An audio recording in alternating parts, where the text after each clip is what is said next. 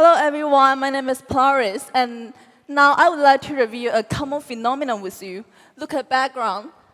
In today's society, some people will choose to buy a very expensive dress in order to satisfy their own design and enjoy the elegance and wealth. How luxurious is this? Each time one of these garments is made, it carries the burden of several lives. This must be non-animal-friendly fashion products. These products require materials that are derived from animals or involve actions that are harmful to them.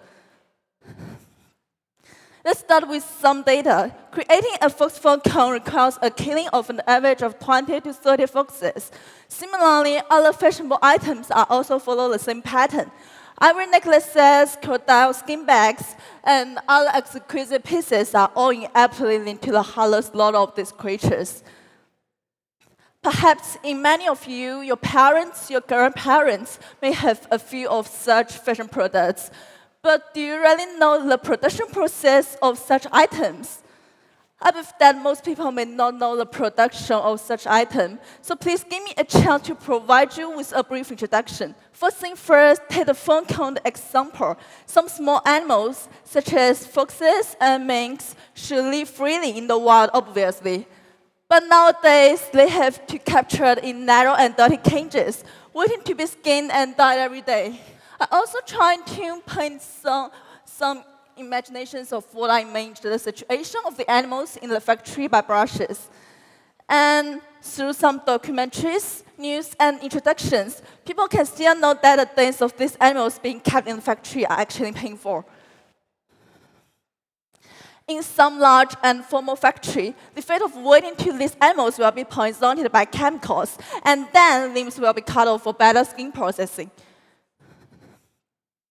However, in some small and informal factories or smugglers, they will brutally stun, drop these animals, and even skin them alive. This is likely to lead this type of animals into the endangerment or even extinction. And the same is true for other non-animal-friendly fashion products, such as ivory jewelry. Perhaps in the perception of many people, the ivory is sewn off the elephant's teeth, sewn off the elephant's mouth, and then the elephant's life can continue. We can't deny there are some hunters who still have a modicum of kindness, and then they choose to cut part of the elephant's teeth and return the herd to the wild. However, some illegal poachers in coastal countries, they often preserve the integrity of the elephant's tusks, and then they choose to cut open their heads and remove the so-called better-looking tusks while they are still alive. And in this stage, I also want to tell you a truth. The fur industry is also very harmful to our world. According to the history, the fur industry has had a devastating impact on biodiversity, leading to the extinction of many species and the overexploited due to other animals. The animals that were overexploited have never fully recovered and are still under threat today. And although small parts of species have substantially increased in numbers, they still have low genetic diversity, making them more vulnerable to catastrophic events, environmental changes, and infectious diseases. Moreover, it's also a kind of abuse for those animals that are bred by factories. Unscrupulous merchants will repeatedly test these animals to produce more offspring. And additionally, because of the dirty environment in the fur industry, the spread of disease is inevitable, which has also caused the spread of disease, and it's also a great challenge to human society. As the time goes by with the demand for more and more leather fur, the number of the spread animals will increase dramatically, and they even gradually mutate, seriously destroying the ecological balance. On top of that, I also want to say that the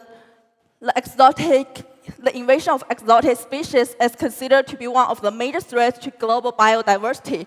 Of the 80 exotic mammals that have wreaked havoc on the ecological chain in Europe, a third have been introduced intentionally or unintentionally by the fur industry, such as muskrats, beavers, minks, and raccoons.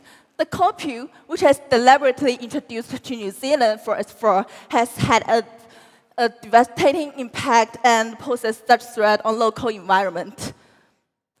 And the corpus, which is also included in the list of the world's 100 worst invasive alien species.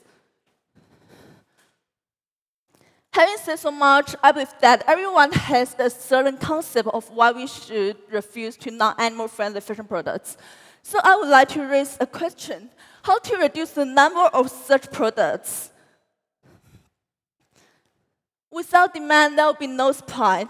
The most important thing I think for the people at present is to break up themselves. Before you go into the fur train, think twice and ask yourself, do you really like the fur coats? Would you still want to buy it, although it takes a lot of animals to make it?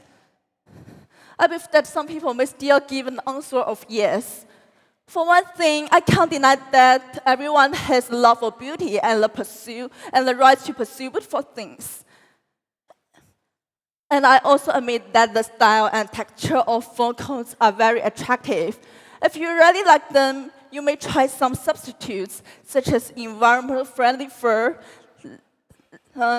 artificial leather, and so on. And I believe that many of you may have some questions, because I'm also wearing a fur coat and I'm carrying another fur coat. Let's just have a guess. Which one is the real fur and which one is the fake? Keep your answer in your heart, and to be honest, both of them are fake. So that you can just try some substitutes. And for another thing,